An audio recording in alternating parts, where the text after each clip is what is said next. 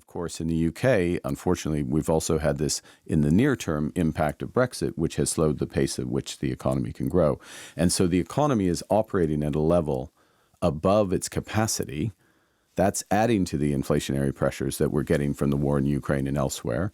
And the bank needs to slow the economy, which is why it's raising interest rates. Now, its judgment is that if it does too much of that, it will slow the economy to too great an extent, and then we will be out of balance on the other side. So they have a very tricky balancing act. You wrote recently about the impact of Brexit on the economy, and you made this comparison between where we are and where the German economy is. Did you overestimate that difference? Quite a lot of people took you to task publicly about it, essentially saying that you ignored the currency aspect. Well, look, the currency moved. The UK currency, sterling, moved against all major currencies from the point at which the referendum was called, and then it moved more sharply after the referendum result. It hasn't recovered. It's fluctuated around, but it has not recovered.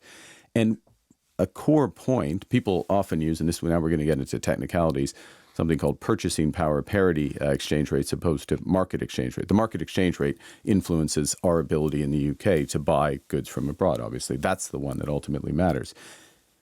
It's relatively rare that you get big differences between the two and persistent differences between the two, but you get them when you have a long-standing shock to productivity in the economy. And that is, unfortunately, what we're getting in the UK. It was predicted that we would get that. It's coming to pass. And to loop it back to the challenges that the Bank of England is facing, it's one of the issues the Bank of England is facing. And if I can actually cast your mind back to a few years ago, this is what we said was going to happen, which is that the exchange rate would go down.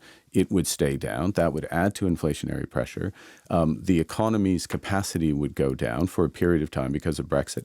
That would add to inflationary pressure. And we would have a situation, which is the situation we have today, where the Bank of England has to raise interest rates despite the fact that the economy is going into recession. But it's the extent of the difference that you put in your Financial Times that's been questioned. So you said in 2016 the British economy was 90% of Germany's. Now it's less than 70%. The economics professor Jonathan Portes, who is absolutely not a Brexiteer, said if you look at the actual annual growth rate in domestic currency, the UK and Germany have grown by quite similar amounts. But it's the point. Well, we have a difference of opinion on this, which is that, and he's using, Jonathan's using, I think, he's using a growth rate number. But the question is the purchasing ability, the international weight of the economy, which was at a different level relative to the German economy, relative to the Canadian economy, relative to other economies than it is today. And that structural shift, look, another way to put it, Michelle, is that structural shift is in part what the government and all of us are dealing with in the UK, which is that we've had a big hit to our productivity, the variety of our capacity in the economy, the speed limit of the economy as well as the level of the economy.